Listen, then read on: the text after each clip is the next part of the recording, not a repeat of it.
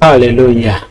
Mukama yebazibwe nnyo, njagala balamusaako nnyo mwenna mu linnya lya Mukama waffe Yesu Kristo, omwana wa Katonda abeerera ddala omulamu. Abakumya atya Mukama, twagala okwebaza Katonda nate olwakadde kano akalungi katuwadde ffe okwogerako gy'oli. Ekitiibwa n'ettendo tubiddiza Mukama kubanga bimugwana. Era bimugwana. Kitaffe tukwebaza nate era otuwadde omukisa omulala okubeera maaso go okwogera ebigambo bino mu linnya lya Mukama waffe Yesu. Yogera mu kigambo kyo Matayo 13:11 n'ogamba nti mwe muweereddwa okumanya ebyama eby'obwakabaka eby'omu ggulu, bano bo tebaweereddwa. Tuwadde ekisa kubeera maaso go kwogera ebigambo bino. Weebale ssebo.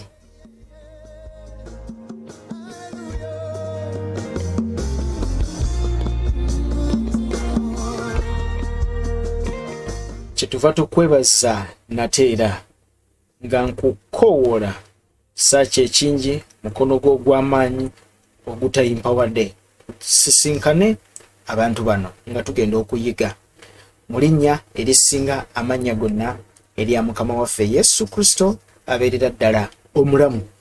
Mbalamusizaako nnyo mwenna bassebo ne bannyabo gye musinzidde yonna, emirimu gigenze gitya nakola olwaleero lwakumeka nyanzijukizaawo leero lunaku lwakubiri ennaku z'omwezi ziri 26 omwezi gwa 7 mwaka 2020 mwaka gwa Mukama waffe Yesu Kristo. Esaawa oyinza okuba nga ewuwo ziri 6, ewange nga ziri 8, ewooli nga ziri 4, obudde bwa njawulo, naye twebaza Katonda ku lw'ekyo kubanga ekitiibwa kimugwana. Kulisaayo nnyo leero gy'oyitidde mu mirimu egy'enjawulo. Oli nange muweereza wa Kristo, muweerezaawo omuddu mu Kristo ayimiridde emabega w'emizindalo gino egya studios zaffe eza Just Gospel Media Uganda YouTube channel nga kubuuzaako Nicholas olwaleero nga wendi okutwala butereevu okugusa ensonga eno gye twatandikako mabegakaawo sister waffe akuŋŋaana wamu naffe wali mu Just Gospel Fellowship Center WhatsApp channel yaffe wetukuŋŋaanira mukadde kano WhatsApp platform eyo twagicreatingawo lwa nsonga nga zino nti omuntu asobola okuba n'ekibuuzo ku mutima gwe okusinziira ku bye tusomesezza naye nga talina waayita oba oliawo nga tasobola kukomentinga kibuuzo kukijjayo nga bwe yandibadde ayagala ate naffe nga tetusobola kukiddamu mu typing nga bwe twandibadde tuyinza kumuddamu n'okusabako awamu ffenna n'olwekyo ne tucreatinga platform eyo omuntu abuuza ekibuuzo ne tulwana ne tugezaako nnyo okulabika nti tukiddamu mu linnya lya mukama waffe Yesu. So n'olwekyo sister waffe Rose naye yabuuza ekibuuzo, so tuli wano twakitandikako emabegako awo ndowooza ennaku zitutte 3 zigendedde ddala nga tuddamu ekibuuzo kimu. Imagine ekibuuzo okutwala essaawa oba ennaku wazindaba 3 nga tuddamu ekibuuzo ekyo kimu. So nno twebaza Katonda atuwadde ekisa twayimiriramuko naye nga bwe tukimaliriza olwaleero tugenda kweyongerayo n'okusomesa kwe tubaddeko mabegakaawo okwa Antichrist awamu ne false prophet. Tugenda kumaliriza Antichrist then tuongereyo maaso ne false prophet. Mukwano gwange gwampuliriza n'olwekyo ngenda kusaba weeteeketeeke kwata peeni kwata wowandiika kitabo wandiika recordinga kyonna mukama kyaba ayogedde naawe bye tugenda okwogera olunaku olwaleero bikulu nnyo era bya buziba nnyo nga bikwetaagisa kuteekayo nnyo ebirowoozo okuwulira ennyo era okusoma ennyo otegerere ddala ensonga zino. Danieli 7:25 sister waffe we yasinziira n'abuuza ekibuuzo. Ngenda kuwa eddoboozi lye olyewulirireko then tukomewo tuddemu ekibuuzo kyekyo tukimaliriza leero ekyo kyo.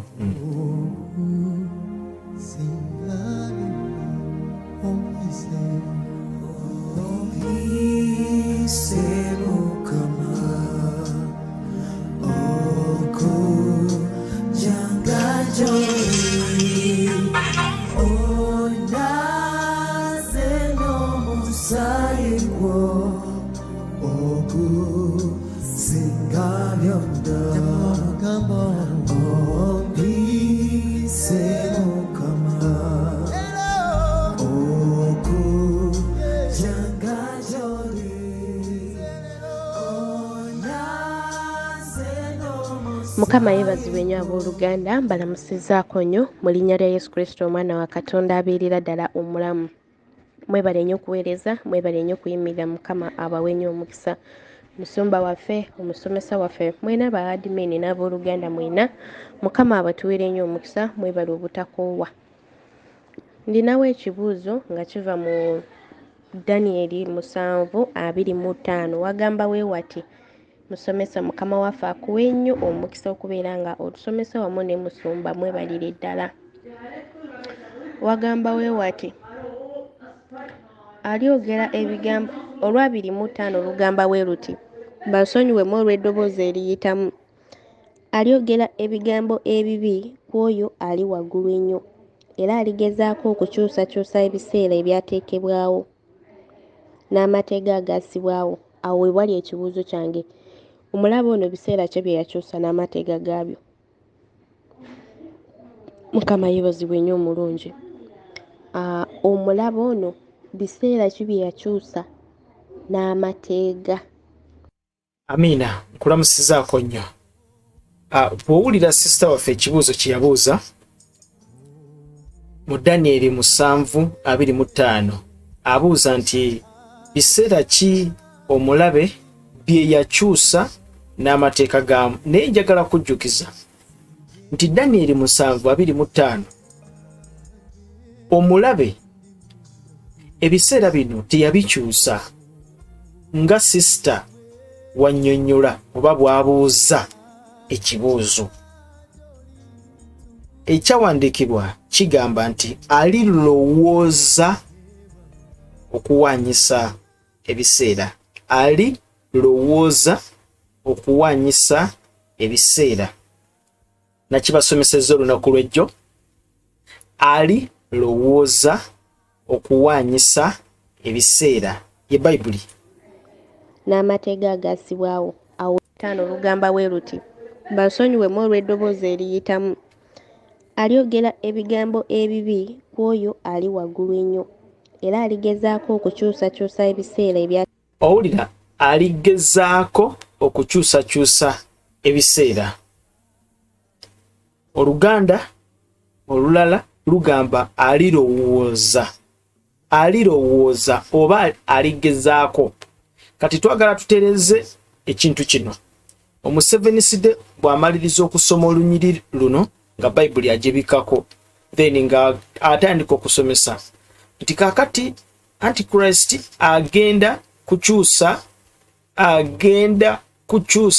olunaku olwa Sabbiiti alufuule lwa Sunday n'ebirala bye basomesa eyo. Byonna tubikwata ne tubizinga ne tubisuula mu kasasiro. Kyova olaba nti ne nannyini kibuuzo okukibuuza amaliriza atuyingiza mu Sabbiiti nti kati olunaku olwo bagenda kulufuula lwa Sabbiiti, era ekibuuzo kyabuuza agamba nti lunaku ki Sitaani oba Antichrist ono lwe yakyusa, naye nga n'olunaku terunaba na kukyusibwa, nga n'ekyawandiikibwa tekyogera ku lunaku.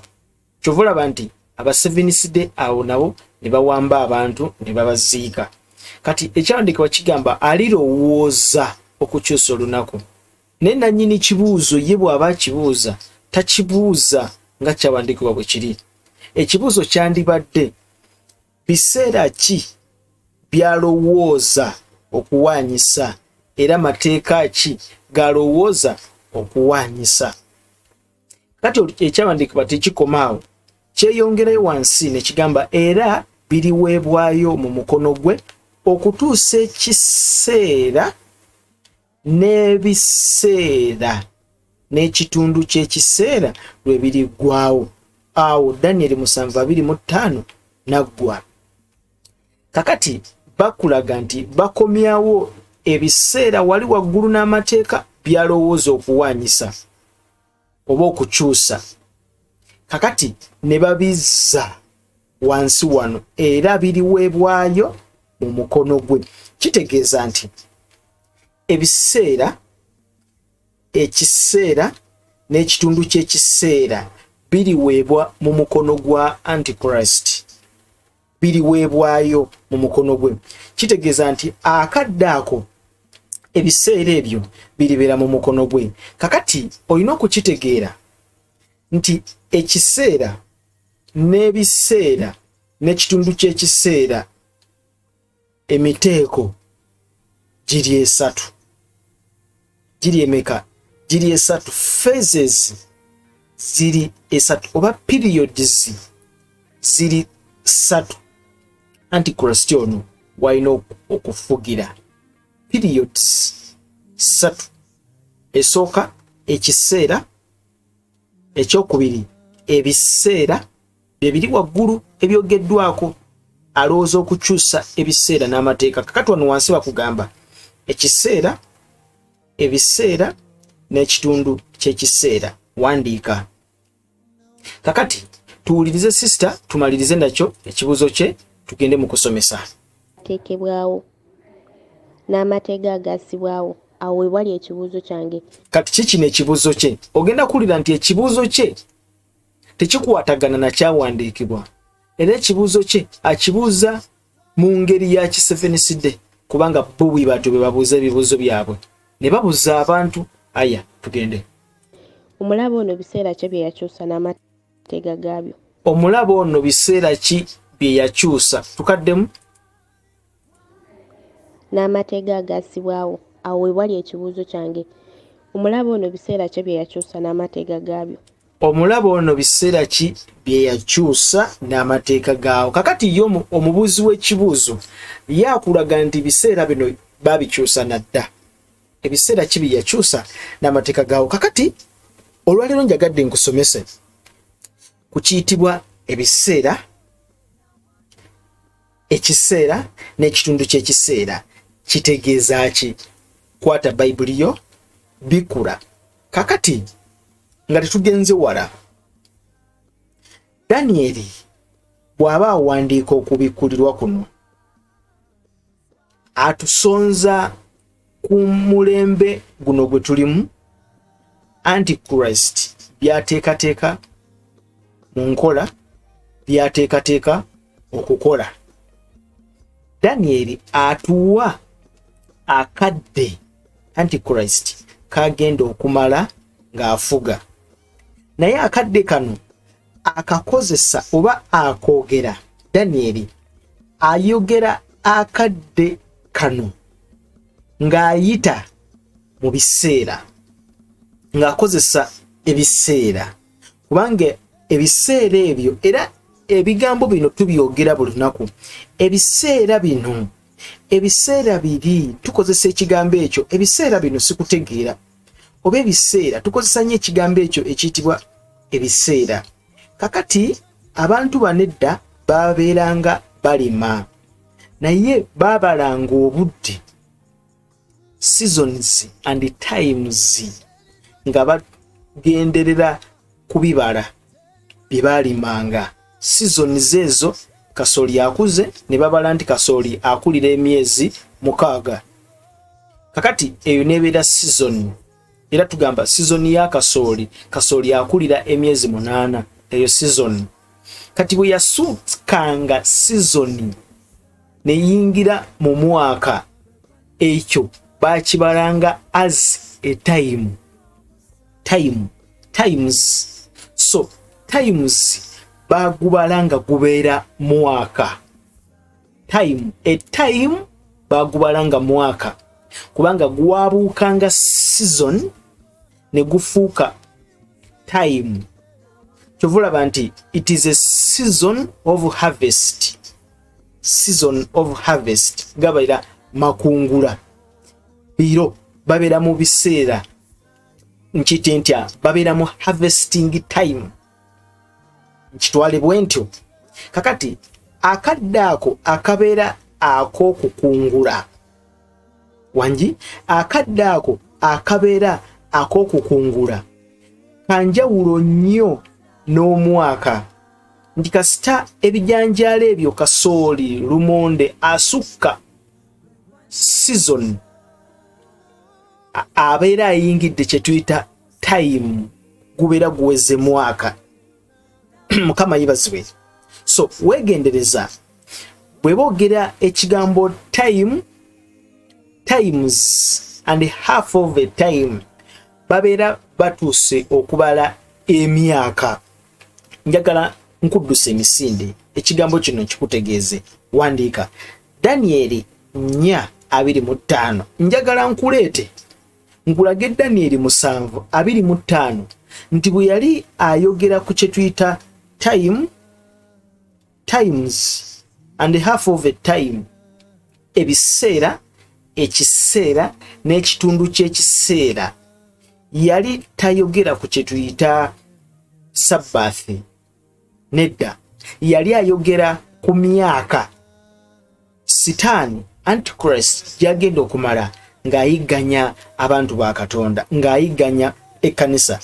Duka nange mu Danyeri 4:25 nkulage wayogerera ku biseera n'ekiseera ng'abivuunula mu myaka. Mujjukira omusajja eyayitibwanga Nebukaduneza. Sigenda kubalwisaayo, story mukimanyi. Nebukaduneza atuuka n'atandika okulya omuddo ng'ensolo ey'omu nsiko.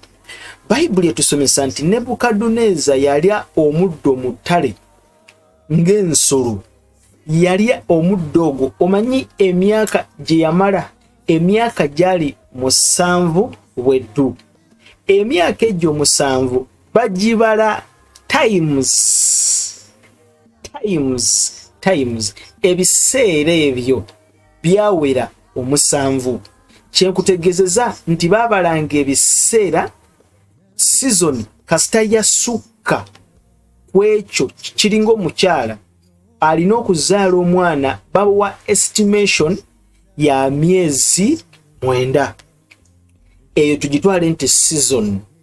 Kasita olubuto lusukka emyezi 9 ne luyingira emyezi 10, 11 ne luyingira omwaka, eyo eba tekyali season, biba bifuuse ebiseera. So oli wakugamba nti omala ebiseera bingi ng'oyogera naye okola kitono, kitegeeza nti otwala obudde bungi ng'oyogera naye nga tokola. N'olwekyo ebiseera bidefininga a longevity, bidefininga obudde obuwanvu than a season. Season esobola okutwala akadde katono. Mukama waffe bazibwe nnyo. Kakati Nebukadneza ono ali omuddu, tutunulire Daniel 4:25. Osobola okuva ku 24 kubanga aloota ekirooto. Daniel wansi wano ajja munnyonnyola ebigambo bino. Kakati Daniel 4:24-25. 24 agamba amakulu ge gano ayi kabaka, era lyetteeka lyoyo ali waggulu ennyo erijjidde mukama wange kabaka amutandika omutotolera. 25 ng'oligobebwa okuva mu bantu era olibeera wamu n'ensolo ez'omu nsiko. Wangi ng'olibeera wamu n'ensolo ez'omu nsiko era oliriisibwa omuddo ng'ente era olitoba omusulo gw'omuggulu. Era wano wakkulu, kuliriza, wano wakkulu nnyo nga gye nkikomeza. Wangi kankuddiremu wano wetugenda okusoma wakkulu nnyo nga gye nkikomeza. Wakkulu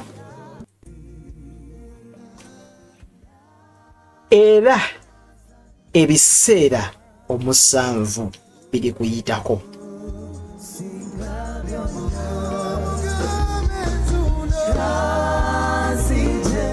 Wangi ng'oligobebwa Daniel 4:25 ng'oligobebwa okuva mu bantu era olibeera wamu n'ensolo ez'omu nsiko era oliriisibwa omuddo ng'ente era olitoba omusulo gw'omuggulu era ebiseera 7 biri kuyitako.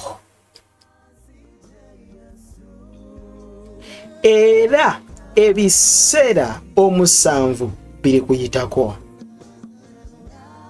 Ebiseera 7 biri kuyitako. Kitegeeza ogenda kulya omuddo okumala ebiseera 7.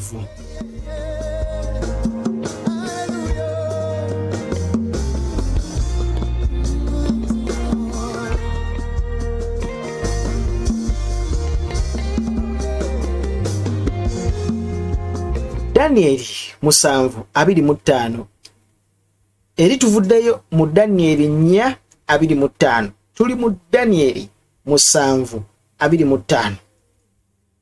Daniel 7:25 era alyogera ebigambo ebibi eri oyo ali waggulu ennyo era aliteganya abatukuvu b'oyo ali waggulu ennyo era alirowooza. Wangi era alirowooza okuwanyisa ebiseera. Kakati bwoddayo mu Daniel 4:25 Nebukadneza bamutegeeza nti olirya omuddo okumala ebiseera 7 we biriyitawo. Kakati ejo myaka 7. Kakati tulina okutegeera era tulina okwebuuza Daniel 7:25 ebiseera ebyogerwako wano bimeka? Kubanga wano wansi bokkirira addamu n'aleeta ekigambo kino ebiseera, n'agamba nti era biriweebwayo mu mukono gwe okutuusa number 1 ekiseera, oba ekiseera kimu, ebiseera bibiri, ebiseera bisatu, ebiseera bina, ebiseera bitaano, ebiseera mukaaga, ebiseera 7. Kati ebiseera 7 bye tulabye mu Daniel 4:25 gye myaka Nebukaduneza gye yamala ng'ali omuddo, myaka 7. Kakati wano Daniel 7:25 atulaga ekiseera, kitegeeza ekiseera kiba kimu, ekiseera kiba kimu, ekiseera kimu, kitegeeza ogwo mwaka gumu n'ebiseera n'ekitundu ky'ekiseera. Now tulina okwebuuza, n'ebiseera bino birimu emyaka emeka? Kubanga tutegedde nti ekiseera kimu kirimu omwaka gumu, kati n'ekitundu ky'ekiseera kitegeeza ekyo kitundu kya mwaka. Ekitundu ky'omwaka, omwaka gulimu emyezi emeka? Emyezi 12. N'olwekyo emyezi 12 gabanyaamu wakati, ojja kufuna emyezi 6. Wangi emyezi 6 kyekitundu ky'ekiseera. Kati tulina okwebuuza, n'ebiseera bino ebiseera birimu emyaka emeka? Tukaddemu ffenna. Nebukaduneza afuna ekirooto, Daniel akimuvuunulira. Bw'akimuvuunulira amutegeeza ndi ayi kabaka, okusinziira mu Daniel 4:25 okirire paka wansi 32, Daniel amutegeeza nti ssebo, ogenda kulya omuddo mu nsiko okumala ebiro 7.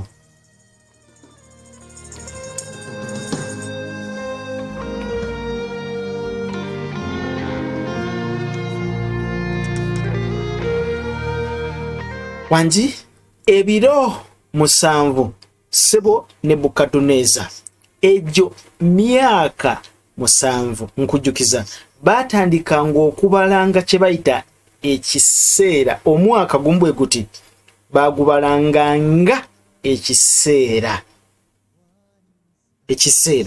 Ekitundu ky'ekiseera kyatwalanga emyezi 6 kusinziiranga ku sizoni ey'ebirime gye baalimanga. Sizoni bwe yasukkanga omwaka kyabiranga ekiseera. Kakati Nebukaduneza afuna ekirooto kino, Daniel amugamba nti ogenda kulya omuddo ng'ensolo ku ttale okumala ebiseera 7. Ebiseera ebyo gye myaka 7 Daniel gye yamutegeeza. Era bw'okola okunoonyereza emyaka gyali 7, wangi myaka gyali 7. Kakati Daniel 7:25 tulaba ekigambo kyekimu kye yakozesa emabega eri ku Nebukaduneza, era ekigambo kyekimu kyakozesa kyakomyawo. Ayogera ekigambo ekiyitibwa ekiseera, n'akozesa n'ekigambo kye yakozesa ku Nebukaduneza nti olirya omuddo okumala ebiseera 7. Kati wanaakikomyawo akutegeeza nti ensolo eno egenda kuweebwa obuyinza okutulugunya abantu ba Katonda okumala ekiseera, tukutegezeza okuguba mwaka n'ebiseera. Kati tuteekawo question mark, kubanga tetwagala biseera bino kubiwa myaka 7 ng'egya Nebukaduneza. Tulina okukola okunoonyereza tumanye n'ebiseera bino bitegeeza ki. Ekitundu ky'ekiseera ekyo tukitegeera nti ekyo kibeera kitundu kya mwaka, myezi gibeera 6. Kakati gwali eyo tandika okukwata kalaamu yo tugenda mu kibalo. Nga tunagenda mu kibalo tugendagendako mu lunyiriri lwa Bayibuli tulabe Bayibuli esomesa ki ku kigambo kino.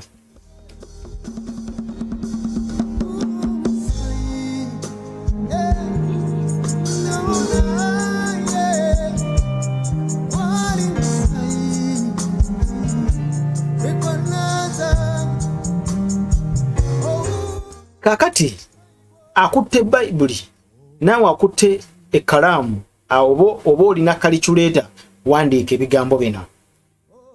Danieli Kubikkulirwa 11 olunyiriri lwa 2. Tukaddemu Kubikkulirwa 11 olunyiriri olw'okubiri.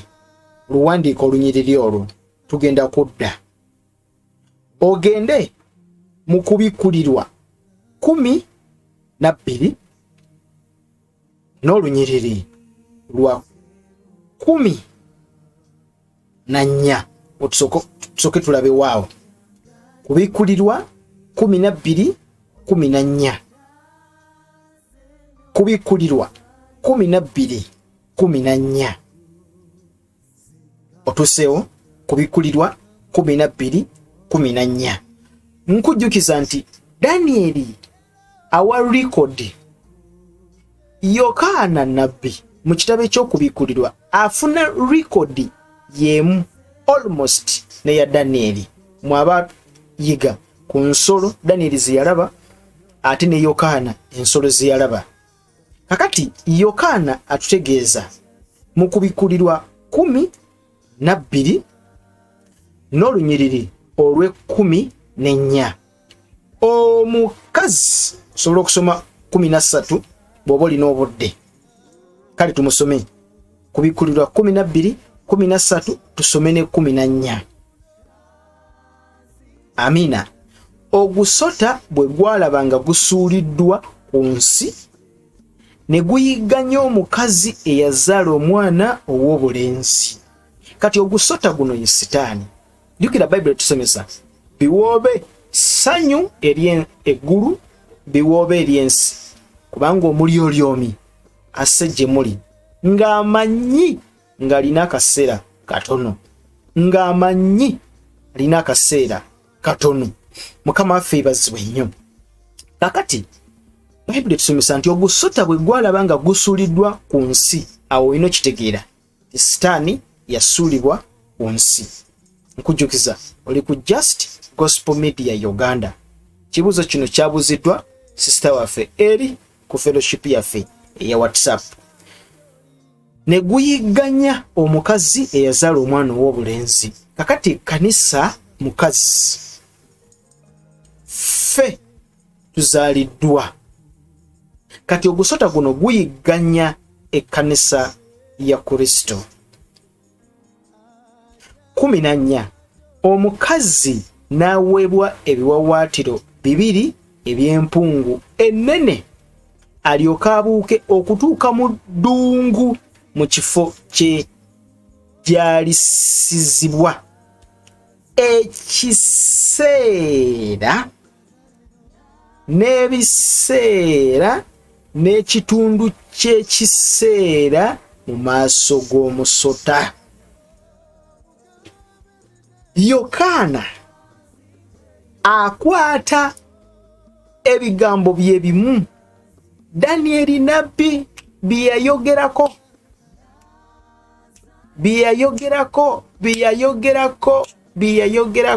mu Danieli 7:25. Ekiseera n'ebiseera n'ekitundu ky'ekiseera mu maaso g'omusota. Wangi gy'alisizibwa ekiseera n'ebiseera n'ekitundu ky'ekiseera. Kakati wano tewali sabbiiti. Yokaana akuwa ekifaananyi ekkanisa ebiseera ebyo ebbanga lyerimala ng'eri mu kuyigganyizibwa. Akutegezeza nti ekkanisa eno eribeera mu maaso g'omusota guno okumala ekiseera n'ebiseera n'ekitundu ky'ekiseera okusinziira ku kitabo eky'okubikulirwa 12:14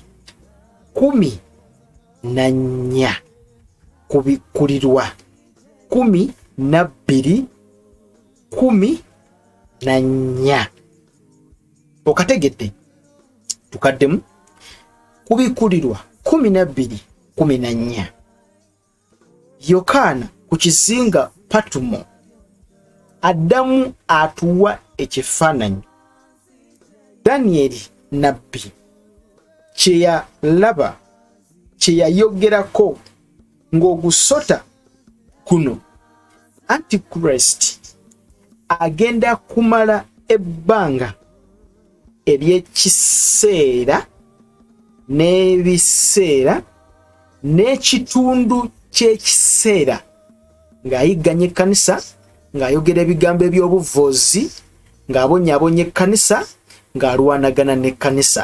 N'olwekyo Danyeri yali tayogera ku sabbiiti. Wano mu kubikulirwa 12:14 Yokaana tannaba kwogera ku sabbiiti. Ayogera ekiseera, ebiseera n'ekitundu ky'ekiseera.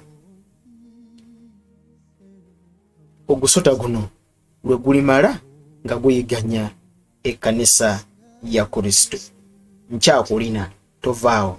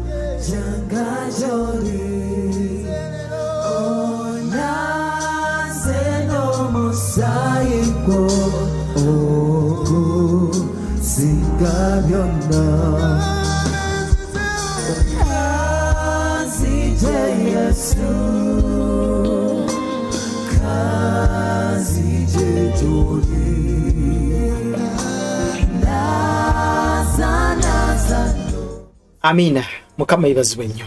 Kati genda butereevu mu kitabo eky'okubikulirwa 13 n'olunyiriri olwokutaano.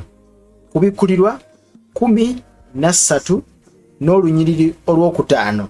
Osobola okutandikira waggulu, sirina buzibu. Mba ndaba ebigambo ebiri waggulu awo nga twandyetaaze tubisome. Kale tandika kubikulirwa 13 3, 4 ne 5.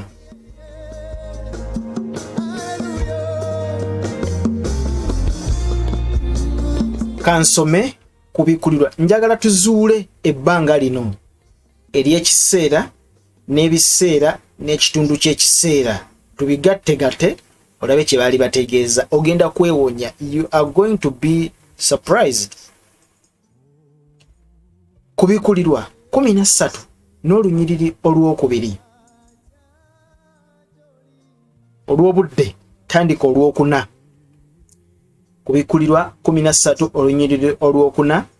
Ne basinza ogusota kubanga gwawa ensolo obuyinza bwayo. Ne basinza ensolo nga boogera nti ani afaanana ng'ensolo era ani ayinza okulwana nayo. Bwe buyinza bwe bagiwajjukira. Olwokutaano neeweebwa akamwa akoogera ebikulu n'obuvoozi. Neeweebwa obuyinza, wuliriza wano wakulu nnyo wenjagala nawo otegeere. Kwata ekkalaamu, wuliriza wano we tuli wakulu nnyo. Neeweebwa obuyinza, jjukira tuvudde eri emabega ku Bikkulirwa 12:14. Ensolo eno yaweebwa obuyinza okumala ebbanga lya kiseera, ebiseera n'ekitundu ky'ekiseera. Ku Bikkulirwa 13 olunya olwokutaano eweebwa akamwa okwogera ebikulu n'obuvoozi, eweebwa obuyinza okumala emyezi 42. Katugatte.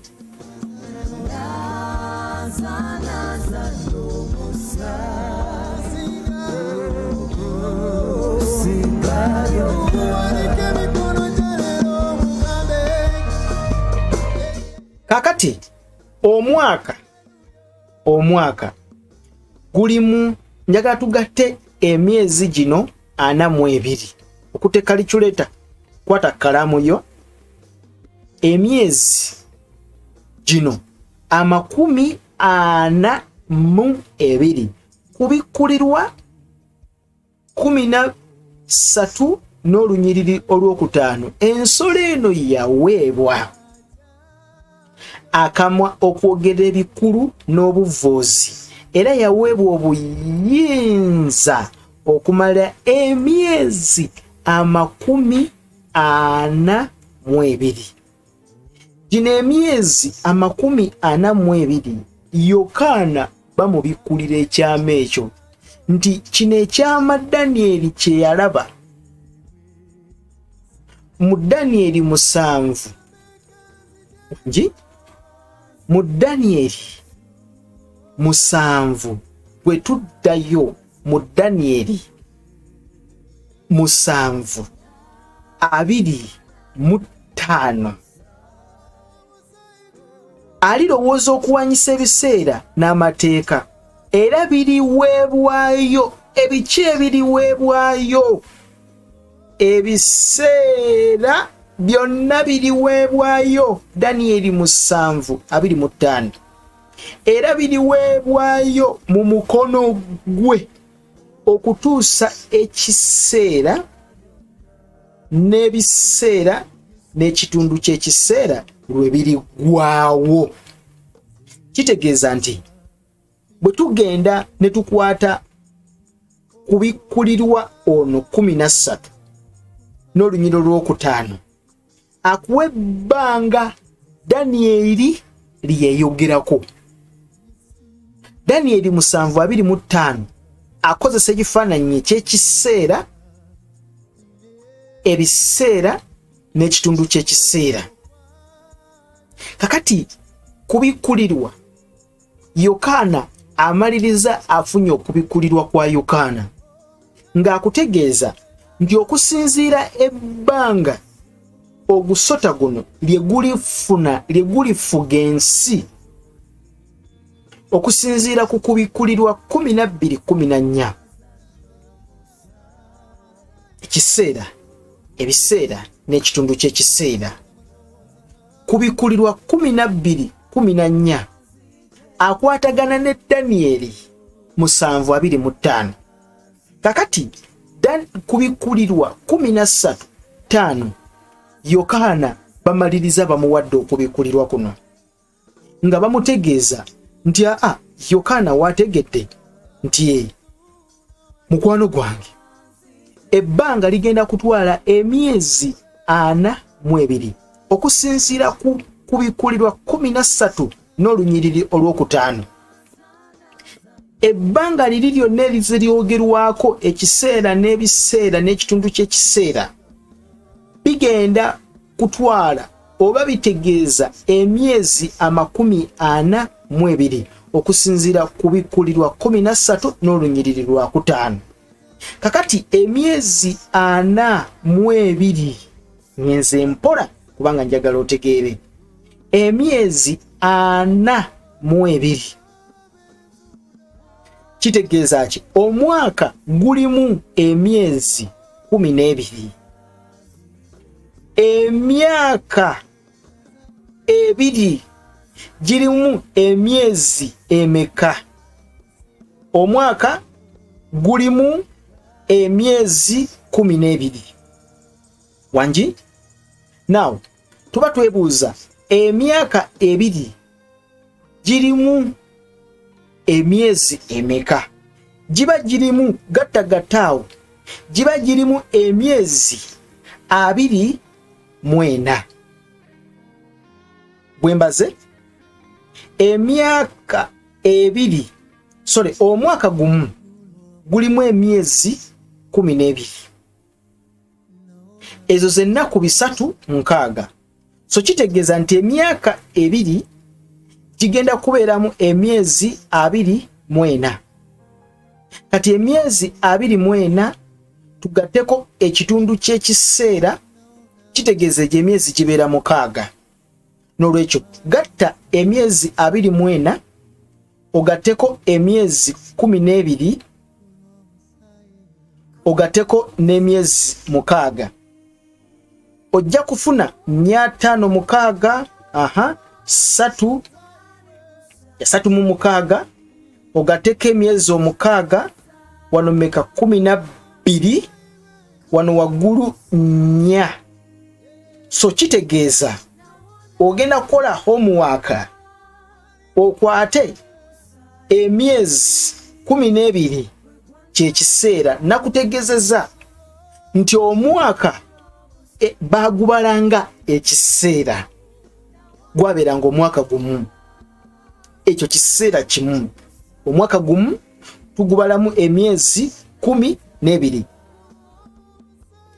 omwaka bwe gubeera ogumu emyaka ebiri girimu emyezi 24 kati kwata emyezi 24 ogatteko omwaka gumu myezi 12 emyezi 12 kyekiseera ebiseera gy'emyaka ebiri kitegeeza nti egyo emyezi 24 ojja kufuna emyezi 36 emyezi 36 ogatteko emyezi 6 kyekitundu ky'ekiseera ojja kumaliriza sebo gwampuliriza ali ku Just Gospel Media ng'ompuliriza ojja kumaliriza ofunye emyezi 42 gye gyogerwako mu kitabo eky'okubikkulirwa 13 n'olunyiriri lw'okutaano gy'emyezi ensolo gyegenda okumala ng'efuga kye bayita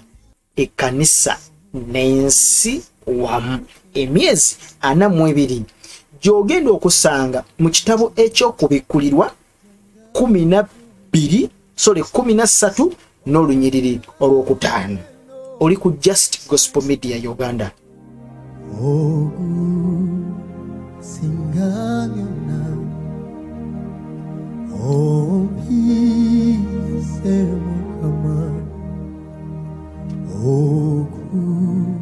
Kyova olaba bwe nakutegeezezaako nti Danyeri 4:25 yayogera ebiseera Nebukaduneza byagenda okumala ng'ali omuddo nabeera open teyamugamba bugambi biseera kubanga abakumugamba bugambi nti biseera terwalitegedde kigenda maaso naye yamubagulizaako namugamba ebiseera bigenda kuba 7 ebiseera 7 wangi ebiseera 7 ebiseera 7 egyo gibeera emyaka 7 kakati ono kubikkulirwa waliwo olunyiriri luli mu kubikkulirwa omwo lwo ate lutiisa nnyo kubanga lwamenya ennaku days ogusota guno gwe gugenda okumala nga gufuufutiza ekkanisa ya Kristo wamu n'ensi kakati ngeze ennaku bw'ozitunuulira ziri oba mu 10 mu mmeka nga bw'ozitunuulira nazo zikuwa ekifaananyi kyekimu myezi 42 kangezeeko okulunoonya Nebukadneza ebiseera 7. Nebukadneza ebiseera 7 times.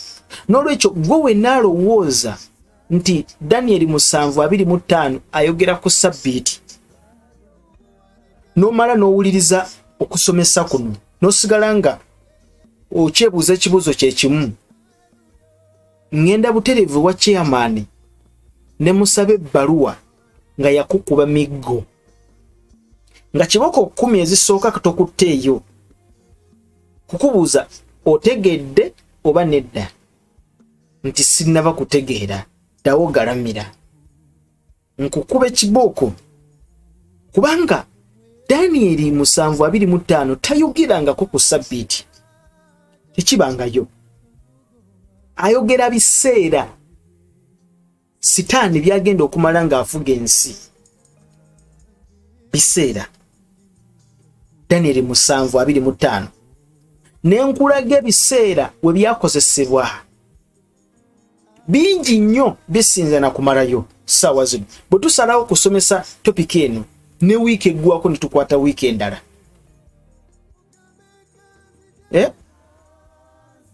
kubikulirwa 13 n'olunyolo olwokutaano lukutegeeza nti ogusota guno gugenda kumala emyezi 42.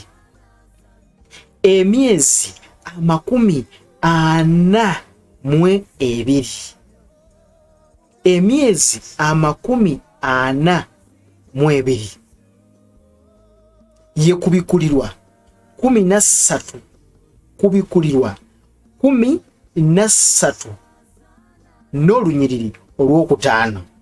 Kakati ate waliwo olunyiriri kubikulirwa 11 n'olunyiriri olwokubiri. Bayibuli esomesa n'olujja oluli ebweru wa yeekaalu luleke ebweru, so tolugera, kubanga lwaweebwa ab'amawanga n'ekibuga ekitukuvu bali kinyiikiririra emyezi 42. Emyezi 42.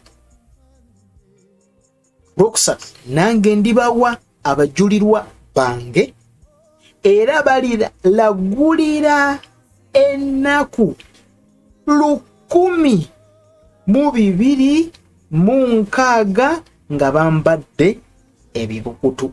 Ennaku 1,260 nga bambadde ebibukutu. Kati kyetaagisa abakola mathematics okutuyambako, mutubalire emyezi 42 kirimu ennaku meka?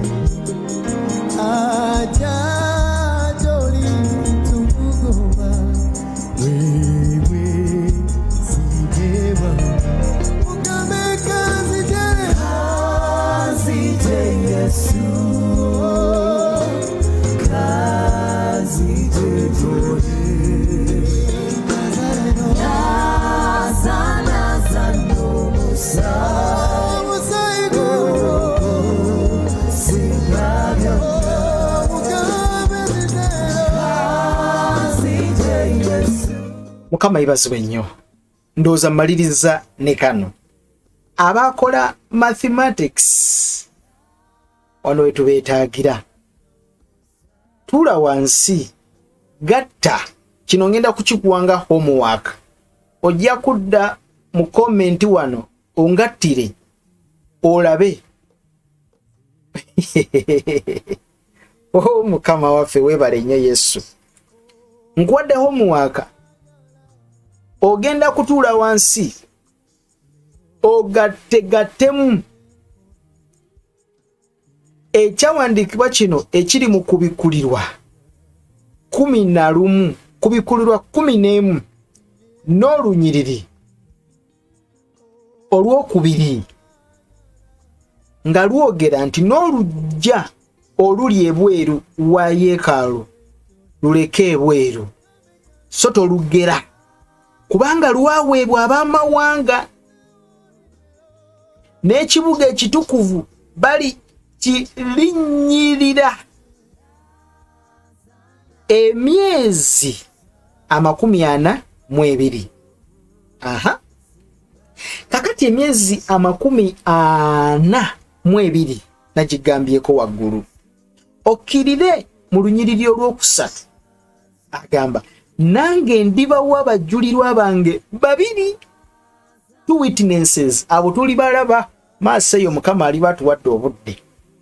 2 witnesses era baliragulira ennaku 1,206 nga bambadde ebibukutu. Ennaku 1,206 nga bambadde ebibukutu. Kakati emyezi 42 nkusabye tuula wansi ogatte ne kalikuletayo omwaka gulimu ennaku mmeka, emyaka 2 girimu ennaku mmeka, n'ekitundu ky'omwaka kirimu ennaku mmeka. Otuwe omugatte gw'ennaku ezo olabe oba bw'obigatta bikuwa omuwendo gw'ennaku oguli mu kyawandiikibwa ekiri mu kubikulirwa 11 n'olunyiriri olwokusatu. Ebbanga ennaku ze ligenda okuwa ziwandiike waawo. Bwemba mukyamu yakwenenya. Mwabali ku Just Gospel Fellowship Center WhatsApp channel yaffe. Wiiki eno yonna egenda okujja tugenda kubeera ku kino. Buli muntu oteeka okukisomesa kitegerekeke nti kinyise munda mu ggwe. Daniel 7:25 ayogera ku kiseera, ebiseera n'ekitundu ky'ekiseera. Yali ayogera ku budde omulabe bwagenda okumala ng'atigomye ekkanisa. Yali tayogera ku kiyitibwa mateeka, yali tayogera ku kiyitibwa sabbiiti. Kwata sabbiiti gizinge mu kasasiro ssuula eri si gye twogerako wano mu Daniel 7:25. Nenkulaga Nebukaduneza ekiseera kyeyali alina okumala ng'ali omuddo kyawera ebbanga lya myezi 7. Bamugerera mu kiseera myezi 7. Nkusibudde tuwezeze essaawa kubanga tubadde tulina okukimaliriza olwaleero. Ogasegasemu kwata kalikuleta nkulekedde homework. Wiiki eno tuyinza obutabeerako. Tugenda kubeera ku WhatsApp channel yaffe. Akadde kano konna buli mubuulizi kubanga waffe ku fellowship eya WhatsApp channel ababuulizi bonna tubawo obudde. Abantu tubawo obudde ne babuulira ne basomesa ne tuwulira ensomesa. So kati wiiki eno yonna bagenda kubeera ku kino era tugenda kukitegeeza ba administrator wiiki yonna. So wiiki eno yonna ejja tuyinza okuyimiriramu obutayigiriza ku channel wano eya YouTube nga twagala tuwulirize bitambudde biti eri. Balina okusomesa Daniel 7:25 buli muntu yenna n'aginyonnyoka. Nga mmaliriza, Bayibuli eri very clear. Munyiririze nkuwadde. Ekuwadde n'ennaku omulabe zagenda okumala. Nemala nekuwa n'emyezi omulabe gyagenda okumala. Nemala nekuwa engero, ekiseera, ebiseera n'ekitundu ky'ekiseera. Kati gwe ng'ate ova eri ng'ogamba bannange nno mbabulire, Sitaani agenda kukyusa Sunday law, simanyi ebeere Sabbiiti, simanyi biki, kye kino kyagenda okukyusa wano. Nkukube gwe nkukube kibooko wano. Neetaaga okusituka ngende nsabe chairman ebbaluwa nga yakuba bukubi bantu kibooko. Mbasibudde kanneeyongereyo mu linnya lya Mukama waffe Yesu Kristo. Nkusabidde ekisa kya Katonda, nkusabidde omukono gwa Katonda okuwambaatire mu kaseera kano ke tulimu. Ebigambo bino bikole obulamu mu ggwe, obyongereyo ne munnabitegeereko, omutegeze nti waliwo ekigambo eky'obulamu. Nkusabidde omukono gwa Katonda, engalo ya Katonda ereme kwawukana na bulamu bwo, wabula obeere muwanguzi era oyitibwe muwanguzi ennaku zonna ez'obulamu bwo. Nkusabidde Katonda akuwangaze, olabe abaana bo, olabe abazzukulu. Mu byonna nkusabidde ensi ye ey'omwoyo ejjule, omuntu ow'omunda addizibwe bujja bulijjo, obeere omuntu ow'enjawulo abikuludde ekigambo kya Katonda. Owulire nnyo ate olabe nnyo, kubanga omulembe guno gwe tuliko mubi, guvundu, omulembe ogulimu kasasiro, omulembe ogusaana okutambula ng'okutte ku nnyindo zo, kubanga guwunya. Naye nkusabidde okuyitemu era oguwangule ng'oli muwanguzi. Katonda akuwa amaanyi obuke mu bbanga ng'empungu, oyitibwe omuwanguzi. Nsabidde owangule ennaku zo zonna ez'obulamu bwo mu linnya lya Mukama waffe Yesu, kubanga Katonda waffe oli mwesigwa, newankubadde ffe nga tetubeera beesigwa, naye ekigambo kyo kibeera kiramu era kikola mu ffe. Mafuta go nga sabidde abantu bano obukumi bwo mbubasabidde mu linnya lya Yesu Kristo omwana wa Katonda abeera ddala omulamu. Amen. God bless you. Kanneeyongereyo sisinkane aba Just Gospel Fellowship WhatsApp channel tunyumyemu. God bless you. Amen. Oyinza okubanga naawe oli wano ng'ogamba nti nandyagadde okunyumyamuko nammwe, okwongera okubuuza ebibuuzo nga bino, kubanga ebibuuzo bino lumu biba biwanvu nga tetusobola kubiddiramu wano. Naye tufuna omukisa WhatsApp channel gye twakureatinga, tetwakureatinga ya mboozi, naye twagikureatinga olw'ensonga nti osobola okubeera wano ng'olina ekibuuzo ky'olina naye nga tetusobola kukigaziyiza wano, era nga tosobola kukiggyayo nga bwe wandyetaaze. Tukiddiramu eri oba ne twetaaga okukigaziya ne tujja wano. God bless you in Jesus mighty name. Amen. Bye bye.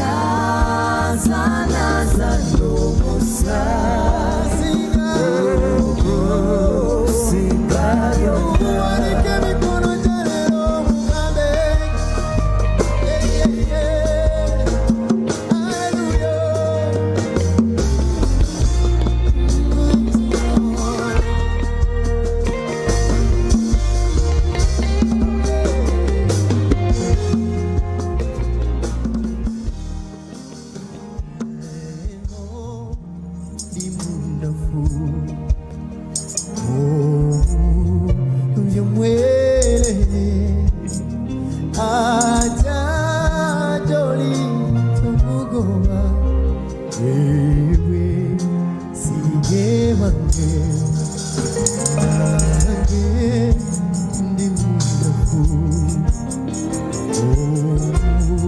unyamwe ajajoli tukugoba wewe sige wange ukame kazi Yesu kazi jejole Nazano musa